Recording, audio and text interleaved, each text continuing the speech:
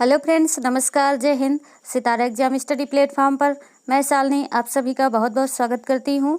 कैसे हो आप सब लोग? आई होप आप अच्छे होंगे, स्वस्थ होंगे, मस्त होंगे और सीटेट एग्ज़ाम की तैयारी आपकी अच्छे से चल रही होगी। फ्रेंड्स, आज हम सीडीपी के क्वेश्चंस को लेकर आए हैं। ये क्वेश्चन आपके एग्ज़ाम में काफ़ी हेल्प करेंगे। तो फ्रेंड्स, जो लोग चैनल पर पहली बार विजिट कर रहे हैं, चैनल को सब्सक्राइब कर बेल आइकन को प्रेस कर लीजिए, ताकि जैसे हम अगला वीडियो अपलोड करें तो इसका नोटिफिकेशन आपको तुरंत मिल सके। तो फ्रेंड्स, स्टार्ट करते हैं अपने सेशन को। वीडियो को लाइक कीजिएगा और अपने दोस्तों के साथ शेयर कीजिएगा, जिससे उनको भी इन क्वेश्चंस का लाभ मिल सके। तो फ्रेंड्स, चलिए स्टार्ट करते हैं। फर्स्ट क्वेश्चन आपकी स्क्रीन पर है। प्रकृति पोषण विवाद निम्नलिखित में से किससे संबंधित है? व्यवहार एवं वातावरण से, वातावरण एवं जीव विज्ञान से, वातावरण एवं पालन पोषण से, या आनुवांशिकी और वातावरण से। तो इस क्वेश्चन का राइट आंसर है ऑप्शन दूसरा, वातावरण एवं जीव विज्ञान से। प्रकृति पोषण विवाद वातावरण एवं जीव विज्ञान से संबंधित है। नेक्स्ट क्वेश्चन है, व्यक्तियों में एक दूसरे से भिन्नता क्यों होती है? पहला है वातावरण के प्रभाव के कारण, दूसरा है जन्मजात विशेषताओं के कारण, तीसरा है वंशानुक्रम और वातावरण के बीच अन्योन्य क्रिया के कारण।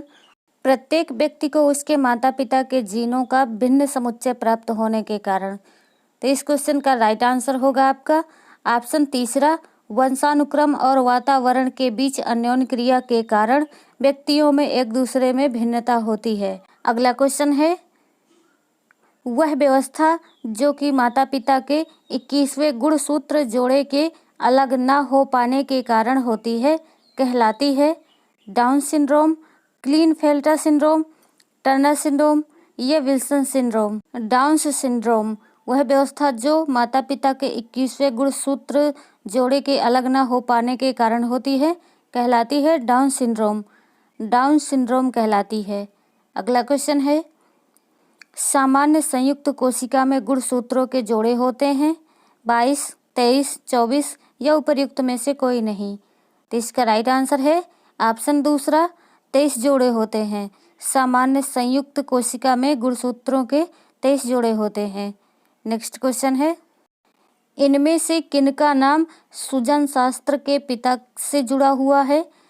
क्रो एवं क्रो का, गॉल्टन का, रॉस का या वुडवर्थ का? तो इसका राइट आंसर है ऑप्शन दूसरा, गाल्टन का। गाल्टन को सुजन शास्त्र का पिता कहा जाता है। सुजनन विज्ञान व्यवहारिक वंशानुक्रम की वह शाखा है जिसके अंतर्गत वंशानुक्रम के सिद्धांतों की सहायता से भावी पीढ़ियों को वंशानुक्रम में प्राप्त होने वाले लक्षणों को नियंत्रित किया जाता है, जिससे मानव जाति की जो नस्ल है वह सुधर सके। नेक्स्ट क्वेश्चन है, मानव व्यक्तित्व परिणाम है केवल आनुवंशिकता का, पालन पोषण और शिक्षा का, आनुवंशिकता और वातावरण की अंतःक्रिया का, या केवल शीघ्र सीखते हैं? तो इसका राइट आंसर है ऑप्शन तीसरा, आनुवंशिकता और वातावरण की अंतःक्रिया का परिणाम है। मानव व्यक्तित्व आनुवंशिकता और वातावरण की अंतःक्रिया का परिणाम होता है। आनुवंशिकता हमें विकसित होने की क्षमताएं प्रदान करता है और इन क्षमताओं को विकसित होने के अवसर हमें वातावरण से मिलते हैं। अगला क्वेश्चन है, परिवार एक साधन है अनौपचारिक शिक्षा का, औपचारिक शिक्षा का, गैर औपचारिक शिक्षा का या दूरस्थ शिक्षा का? तो इसका राइट आंसर है ऑप्शन पहला, अनौपचारिक शिक्षा का। परिवार एक साधन है अनौपचारिक शिक्षा का। परिवार ही बालक का प्राथमिक विद्यालय होता है और माता पिता को ही बालक के प्रारंभिक शिक्षक माने जाते हैं। इनसे प्राप्त ज्ञान अनौपचारिक होती है और इसी ज्ञान से बालक में सामाजिक और नैतिक मूल्यों का विकास होता है। अगला क्वेश्चन है, बालक की प्रथम पाठशाला है समाज, परिवार, गांव या विद्यालय? तो इसका राइट आंसर है ऑप्शन दूसरा, परिवार। बालक की प्रथम पाठशाला होती है परिवार। बालक की प्रथम पाठशाला उसका परिवार होता है और पहली शिक्षक उसकी माता होती है। परिवार में ही सर्वप्रथम बालक अपनी मौलिक आवश्यकताओं और अपने रिश्तों को जानना प्रारंभ करता है। अगला क्वेश्चन है, निम्नलिखित में से कौन सी एक मुख्य प्रक्रिया नहीं है जिसके द्वारा सार्थक अधिगम घटित होता है। पुनरावृत्ति एवं अभ्यास, निर्देश एवं संचालन, अन्वेषण एवं पारस्परिक क्रिया या कंठस्थीकरण एवं स्मरण। तो इसका राइट आंसर है ऑप्शन 4 कंठस्थीकरण एवं स्मरण। कंठस्थीकरण एवं स्मरण सार्थक अधिगम की प्रक्रिया नहीं माना जा सकता है, क्योंकि अधिगम एक सक्रिय प्रक्रिया है जो अनुभव के परिणाम स्वरूप व्यवहार में परिवर्तन है, जबकि कंठस्थीकरण एवं स्मरण में सक्रियता का अभाव होता है तथा व्यवहार में परिवर्तन को भी प्रत्यक्ष प्रभावित नहीं करता। अगला क्वेश्चन है, प्राथमिक स्तर पर मूल्य की शिक्षा देने की सर्वोत्तम विधि है। मूल्यों के महत्व को बताना, मूल्यों के पालन न करने पर दंडित करना, अध्यापक के व्यवहार में मूल्य स्थापन या उपरोक्त सभी। तो इसका राइट आंसर है ऑप्शन 3 अध्यापक के व्यवहार में मूल्य स्थापन। प्राथमिक स्तर पर मूल्य की शिक्षा देने की सर्वोत्तम विधि है अध्यापक के व्यवहार में मूल्य स्थापन। हमारा समाज सांस्कृतिक रूप से बहुआयामी है, इसलिए शिक्षा के द्वारा उन सार्वजनिक और शाश्वत मूल्यों का विकास होना चाहिए जो हम लोगों को एकता की ओर ले जा सके। प्राथमिक स्तर पर मूल्य आधारित शिक्षा देने की कई विधियां होती हैं, जैसे महान व्यक्तियों के गुणों के बारे में बताना, मूल्यों के महत्व को बताना, कक्षा में अनुशासन बनाए रखना और अध्यापक द्वारा स्वयं मूल्य आधारित व्यवहार एवं आचरण अपनाना। ये सभी शिक्षा देने की सर्वोत्तम विधियां हैं। नेक्स्ट क्वेश्चन है, अनुभव द्वारा व्यवहार में परिवर्तन कहलाता है स्मृति, सीखना, प्रेरणा या चिंतन। तो इस क्वेश्चन का राइट आंसर है ऑप्शन 2 सीखना। अनुभव द्वारा व्यवहार में परिवर्तन कहलाता है सीखना। जैसे यदि किसी बालक के सामने लाल मिर्ची रखी हो और वह जिज्ञासावश यानी ये सोचकर खा लेगा कि अच्छा होगा और उसे काट लेता है, जैसे वह मिर्ची को काटता है उसके मुंह में तीखा लग जाता है और वह रोने लगता है और उस मिर्ची को फेंक देता है। फिर इसके बाद वो कभी नहीं खाता है और उसके पास कभी नहीं जाता है, क्योंकि वह उस अनुभव से सीख लिया है कि जो मिर्ची है वह कड़वी होती है। इस प्रकार सीखना पूर्व अनुभव द्वारा व्यवहार में प्रगतिशील परिवर्तन है। अगला क्वेश्चन है, निम्नलिखित में से कौन सा सीखने का क्षेत्र है? अनुभविक, आध्यात्मिक, भावात्मक या व्यावसायिक। तो इसका राइट आंसर है ऑप्शन 3 भावात्मक। सीखने का क्षेत्र है भावात्मक। जब अंदर से भाव पैदा होता है तभी हम किसी चीज़ के बारे में सीख सकते हैं। अगला क्वेश्चन है, निम्नलिखित में से कौन सा शिक्षक से संबंधित अधिगम को प्रभावित करने वाला कारक है? बैठने की उचित व्यवस्था, शिक्षण अधिगम संसाधनों की उपलब्धता, विषय वस्तु या अधिगम अनुभवों की प्रकृति या विषय वस्तु में प्रवीणता। तो इसका राइट आंसर है ऑप्शन 4 विषय वस्तु में प्रवीणता। शिक्षक से संबंधित है अधिगम को प्रभावित करने वाला कारक विषय वस्तु में प्रवीणता। अपने विषय में प्रवीण होता है तो वह शिक्षण को अधिक प्रभावी बना सकता है। साथ ही साथ उसे अन्य विषयों के बारे में भी सामान्य ज्ञान होने चाहिए। नेक्स्ट क्वेश्चन है, फ्रेंड्स अगर आपने चैनल को सब्सक्राइब नहीं किया है तो सब्सक्राइब कर लीजिए और लाइक ना किया हो तो लाइक कर दीजिए वीडियो को, क्योंकि हम ऐसे ही क्वेश्चन आपके लिए लाते रहेंगे जिससे कम टाइम में आपकी तैयारी अच्छे से हो सके। तो चलिए फ्रेंड्स अगले क्वेश्चन पर चलते हैं। निम्न में से कौन सा सीखने की शैली का उदाहरण है? संग्रहण, तथ्यात्मक, स्पर्श संबंधी या चाक्षुष। तो इसका राइट आंसर है ऑप्शन 4 चाक्षुष है, जिसका बोध नेत्र से हो सके अर्थात देखकर हो सके।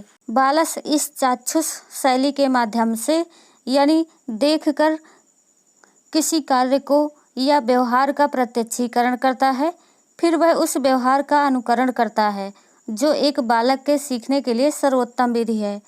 अगला क्वेश्चन है, निम्नलिखित में से कौन सा विकल्प अधिगम के संबंध में सही नहीं है? अधिगम समायोजन है, अधिगम सिर्फ ज्ञान प्राप्ति है, अधिगम विकास है या अधिगम परिपक्वता है। तो इसका राइट आंसर है ऑप्शन 2 अधिगम सिर्फ ज्ञान प्राप्ति है। यह विकल्प अधिगम के संबंध में सही नहीं है, क्योंकि अधिगम सिर्फ ज्ञान प्राप्त करना नहीं होता है। अधिगम का संबंध ज्ञान से है, परंतु सिर्फ ज्ञान प्राप्ति से नहीं है, क्योंकि अधिगम एक प्रक्रिया है जिसके द्वारा बालक में समायोजन क्षमता का विकास और उच्चतम परिपक्वता के स्तर का विकास होता है। अगला क्वेश्चन है क्वेश्चन नंबर 16। नवीन ज्ञान तथा नवीन प्रक्रियाओं को अर्जन करने की प्रक्रिया अधिगम प्रक्रिया है। यह कथन है किसका है? थॉर्नडाइक का है, वुडवर्थ का है, गैने का है या हल का है? तो इसका राइट आंसर है ऑप्शन दूसरा, वुडवर्थ का है। नवीन ज्ञान तथा नवीन प्रक्रियाओं को अर्जन करने की प्रक्रिया अधिगम प्रक्रिया है। यह कथन वुडवर्थ का है। अगला है शिक्षार्थियों के बीच अधिगम शैली में अंतर का कारण हो सकता है। शिक्षार्थी की समाजीकरण प्रक्रिया का, शिक्षार्थी द्वारा अपनाई गई विचारणा नीति का, परिवार की आर्थिक स्थिति का या बालक का लालन पालन। तो इसका राइट आंसर होगा आपका ऑप्शन दूसरा, शिक्षार्थी द्वारा अपनाई गई विचारणा नीति का। शिक्षार्थियों के बीच अधिगम शैली में अंतर का कारण हो सकता है शिक्षार्थी द्वारा अपनाई गई विचारणा नीति। विद्यार्थियों द्वारा सीखने के लिए अपनाए गए तरीकों के कारण अलग अलग विद्यार्थियों में अधिगम शैलियों में अंतर हो जाता है। अगला क्वेश्चन है क्वेश्चन नंबर 18। सीखने के नियम दिए हैं, कौन दिए हैं? पावलोव ने, स्किनर ने, थॉर्नडाइक ने या कोहलर ने? तो इसका राइट आंसर है ऑप्शन तीसरा, थॉर्नडाइक ने। सीखने के नियम दिए हैं थॉर्नडाइक ने। ये यूएसए के एक मनोवैज्ञानिक थे। इनका पूरा नाम एडवर्ड थॉर्नडाइक था।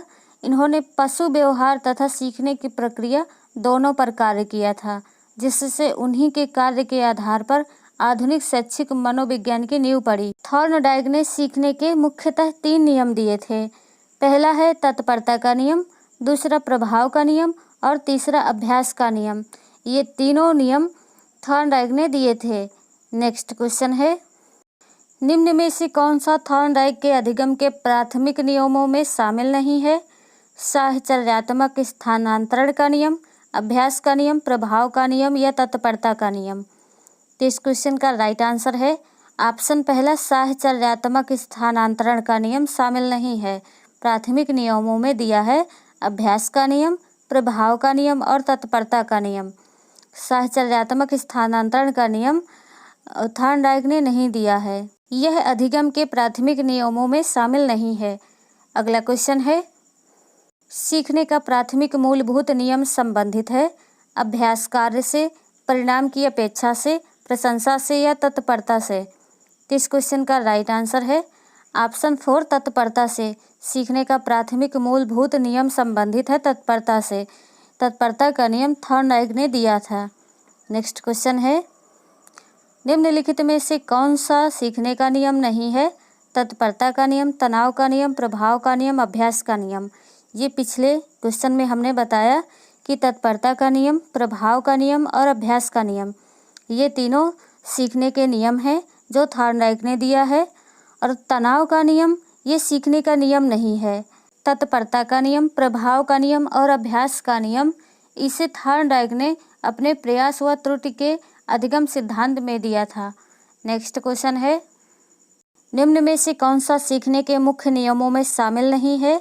तत्परता का नियम, बहु अनुक्रिया का नियम, प्रभाव या अभ्यास? तो इसमें बहु अनुक्रिया का नियम मुख्य नियमों में शामिल नहीं है।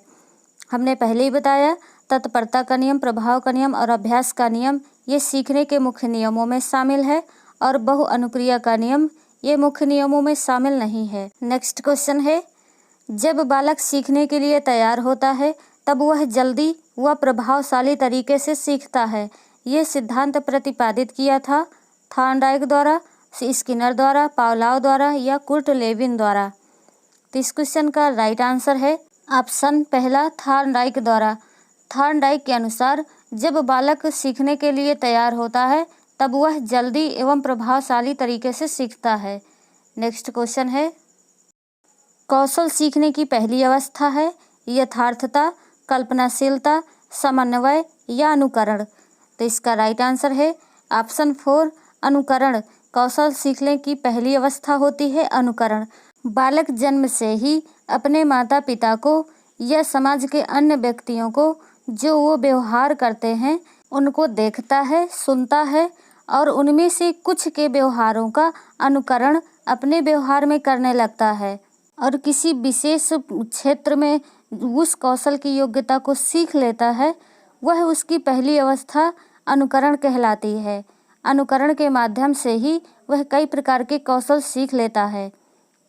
नेक्स्ट क्वेश्चन है, अधिगम का व्यवहारिक सिद्धांत निम्न है। पहला, संबद्ध प्रतिक्रिया का सिद्धांत। दूसरा, स्किनर का क्रियाप्रसूत अधिगम का सिद्धांत। तीसरा, प्रबलन का सिद्धांत। या चौथा, उपरोक्त सभी। तो इस क्वेश्चन का राइट आंसर है ऑप्शन 4, उपरोक्त सभी। अधिगम के व्यवहारिक सिद्धांत के अंतर्गत स्किनर का क्रियाप्रसूत सिद्धांत, संबद्ध प्रक्रिया का सिद्धांत और प्रबलन के सिद्धांत आते हैं। नेक्स्ट क्वेश्चन है, अधिगम के लिए क्या आवश्यक है? स्वानुभव, स्वचिंतन, स्वक्रिया या उपर्युक्त सभी। तो इसका राइट आंसर है ऑप्शन 4, उपर्युक्त सभी। अधिगम एक प्रक्रिया है जिसके द्वारा बालक में समझ विकसित होती है, जो समस्या के समाधान में सहायक होती है। अधिगम का अर्थ सीखना होता है, जो कई प्रकार से हो सकता है। स्वानुभव के द्वारा, स्वचिंतन के द्वारा, स्वक्रिया के द्वारा, निर्देशन के द्वारा और परामर्श आदि के द्वारा बालक किसी भी क्षेत्र में सीख सकता है। नेक्स्ट क्वेश्चन है, अनुकूलित अनुक्रिया सिद्धांत किसके अनुकूलन पर बल देता है? तर्क, व्यवहार, चिंतन या अभिप्रेरणा। तो इस क्वेश्चन का राइट आंसर है ऑप्शन दूसरा, व्यवहार। अनुकूलित अनुक्रिया सिद्धांत व्यवहार के अनुकूलन पर बल देता है। नेक्स्ट क्वेश्चन है, क्लासिकल स्थिति का प्रतिपादक कौन था? स्किनर, वाटसन, पावलोव या थॉर्नडाइक। तो इस क्वेश्चन का राइट आंसर है ऑप्शन तीसरा, पावलोव। क्लासिकल स्थिति का प्रतिपादक था पावलोव। क्लासिकल स्थिति का प्रतिपादन पावलोव द्वारा किया गया था, जिसे शास्त्रीय अनुकूलन का सिद्धांत भी कहते हैं। यह प्रयोग कुत्ते पर किया गया था। नेक्स्ट क्वेश्चन है, आंशिक पुनर्बलन क्या होता है? पहला, सतत पुनर्बलन की अपेक्षा कम प्रभावी होता है।